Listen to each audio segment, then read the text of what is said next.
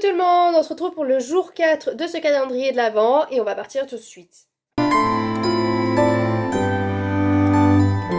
Alors la sortie de 2023 que j'avais repérée et qui me fait toujours envie, c'est le manège de la vie de Delphine Giraud aux éditions Fleur Édition. Alors là on est avec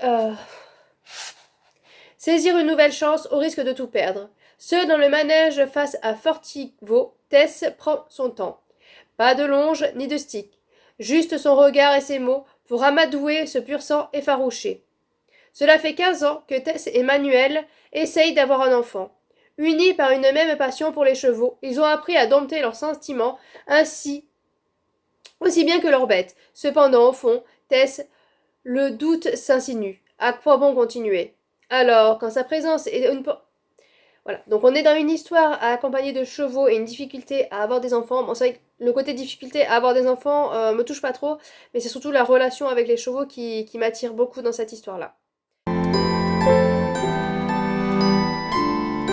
Alors, une sortie que j'ai repérée pour 2024, ça va sortir le 3 janvier 2024, c'est La fille du Graal de Elisabeth Chadwick. J'ai vu passer un petit peu sur Instagram de sorties qui m'intéressent, mais j'ai pas réussi à les trouver, donc on reste avec les sorties que j'ai trouvées initialement. Mais je pense que je ferai quand même une vidéo sortie parce qu'il y a l'air d'avoir quand même pas mal de bonnes sorties en janvier qui vont pas tarder à arriver à être annoncées. Allez, on part avec cette sortie-là. Et si le Graal était une femme? Alors qu'une croisade contre la Cathare saigne la France du XIIIe siècle, Brigitte, une jeune femme aux dons extraordinaires, fuit les inquisiteurs qui ont juré de l'éliminer. Dernière héritière de Marie-Madeleine, elle perpétue une lignée millénaire dont l'existence fait vaciller la toute-puissance Église catholique. Bon voilà, on a une histoire avec le Graal, avec une femme, donc je me suis noté cette histoire, ça a l'air plutôt pas mal. Après, voilà, j'ai vraiment noté ce que j'ai trouvé, donc c'est pas forcément ce qui m'attire le plus, mais ça a l'air tentant quand même. On part avec le livre de la wishlist et j'ai mis une BD, c'est Equinox, donc là le tome 1, ça sera en 5 tomes cette série. C'est de Aurélie Wallenstein et au dessin Aurora Gates. Donc là on est avec une histoire où à la pleine lune il y a 4, pourquoi 5, je ne sais pas. On est à la pleine lune où il y a 4 jeunes filles qui se transforment en chevaux et c'est quelque chose qu'on ne voit pas beaucoup, je crois que je n'ai jamais vu d'ailleurs. On voit souvent en loup-garou, en voilà, toutes sortes d'animaux, mais en chevaux j'ai jamais vu ça. Et aimant beaucoup le côté chevaux, et forcément ça m'attire énormément et je sais très bien que ça va aussi beaucoup plaire à ma petite fille. Bon, elle a que 6 ans pour l'instant, elle débute dans la lecture, mais je pense que quand elle sera à lire ça peut l'intéresser aussi, donc c'est vraiment une BD je pense un jour acheter. Le livre de la palle, j'ai pris Nosfuria, donc là je crois que c'est le tome 3 mais ce sera le tome 2 qu'il faut absolument que je lise, de Virginie KZL. C'est un auto-édité, j'avais eu la chance d'avoir le service presse du tome 1 que j'avais énormément aimé, c'était un gros coup de cœur et quand j'avais dit ça du coup l'auteur m'avait proposé de m'envoyer le tome 2 et 3 et voilà. Donc je suis vraiment pas très cool avec l'auteur parce qu'elle a eu la gentillesse de m'envoyer le tome 2 et 3 suite à ça et je les ai toujours pas lus. J'attends en fait, j'ai tellement eu un gros coup de cœur sur le tome 1 que j'attends toujours le bon moment pour lire la suite parce que j'ai envie que ce soit pareil, voilà, ça soit aussi des coups de cœur par la suite. Mais à attendre toujours le bon moment, je vais finir par tout oublier. D'ailleurs, j'ai oublié pas mal de choses. On était avec la Terre avait été attaquée et il y avait des extraterrestres qui avaient kidnappé certains humains et on s'était retrouvés sur cette planète avec les extraterrestres et on suivait une jeune femme qui essayait de se dépatouiller dans cet univers-là.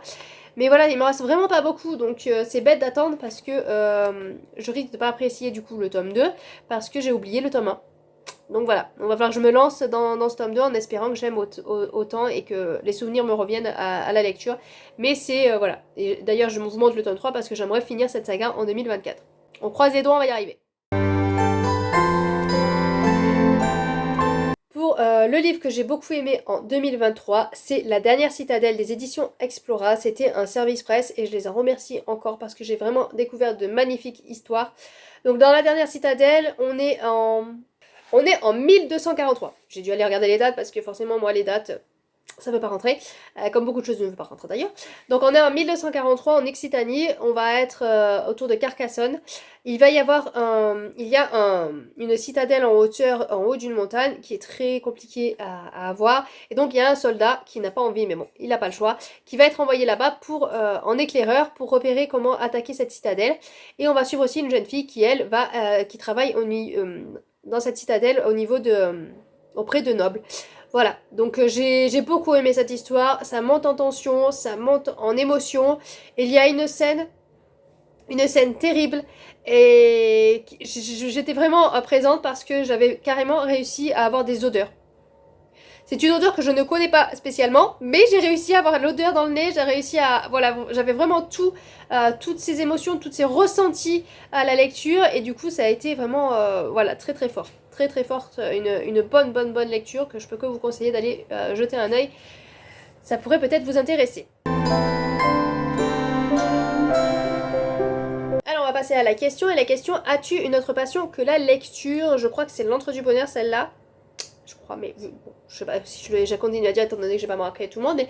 Donc, as-tu une autre passion que la lecture? Alors, une autre passion que la lecture, j'ai une passion des chiens, mais bon.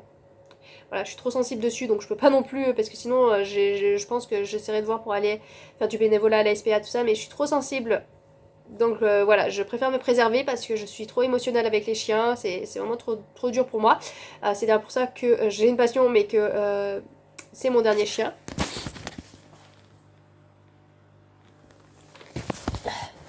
Voilà, c'est mon deuxième et dernier chien parce que perdre la première, ça a été vraiment très dur et j'ai beaucoup eu de mal à remonter la pente. Et voilà, après, je crois que ça fait 1 an. J'arrive pas à compter, voilà, les années j'ai du mal, mais il me semble que ça fait 1 an et c'est toujours aussi fort en moi. Donc voilà, donc c'est une passion que je ne peux pas assouvir. Mais une autre passion, c'est le DP. Voilà, j'adore le DP. Donc ceux qui connaissent pas, c'est le diamant painting, c'est les petites perles qu'on met sur une toile. C'est une toile encollée. Il y a l'image dessus et on met des perles de couleur dessus et ça fait une belle image. J'en ai quelques-unes. Vous les voyez pas là, mais là, faut que j'arrive à viser là. Donc tout ça là c'est des DP. Bon pour l'instant j'ai mis là parce que je sais pas trop. Et je pense que je vais les enlever dès que j'en ai une plus jolie. J'en mettrai qu'une. Ça sera moins rempli. Mais voilà. Donc voilà. C'est la machine qui s'énerve. Je suis désolée. Donc c'est une deuxième passion que j'aime beaucoup. Après j'aime bien le coloriage mais c'est pas forcément... Voilà, c'est vraiment par période. Il y a des périodes où je vais adorer colorier et je vais faire que ça. Il y a des périodes où je vais faire que du DP et puis la lecture qui va passer plus ou moins tout le temps. Voilà. Mais c'est vraiment des périodes. Voilà, j'ai des périodes où là je sais que j'ai une toile, ça fait 2 semaines que je n'y ai pas touché. Mais ça commence à me retitiller un petit peu, donc je pense que je vais pas tarder à y revenir. Pareil pour le coloriage. Le coloriage c'est un petit peu moins fort, mais j'ai des périodes où je sais que j'ai envie de colorier et je vais colorier pendant presque 1 mois, je vais faire que ça quasiment. Voilà, donc c'est vraiment des périodes. Par contre la lecture, la lecture c'est constant, c'est tout le temps. Voilà, ça je peux pas m'en passer. Voilà, ça c'est le plus fort de mes passions. Et là je vous renvoie vers une chaîne, donc je vous renvoie vers la chaîne Buko Omora. Voilà, désolé pour le nom. Donc voilà, pareil, je vous mets le petit encart sous moi et je vous mets le lien en barre d'infos. Donc n'hésitez pas à aller faire un petit tour sur sa chaîne et à vous abonner si ça vous plaît. Voilà, on a déjà fini pour cette vidéo. J'essaie de faire des petites vidéos courtes de moins de 10 minutes parce que je sais qu'il y a beaucoup de monde qui font des vlogmas. Donc je vais pas rajouter, hein. Si je fais 5-10 minutes, c'est très bien. Ça évite que vous perdiez votre temps partout. C'est compliqué sinon à suivre tout le monde. Je me dis 10 minutes au moins, c'est faisable. Allez, sur ce, je vous laisse. Je vous souhaite de bonnes lectures et puis à bientôt bien sûr.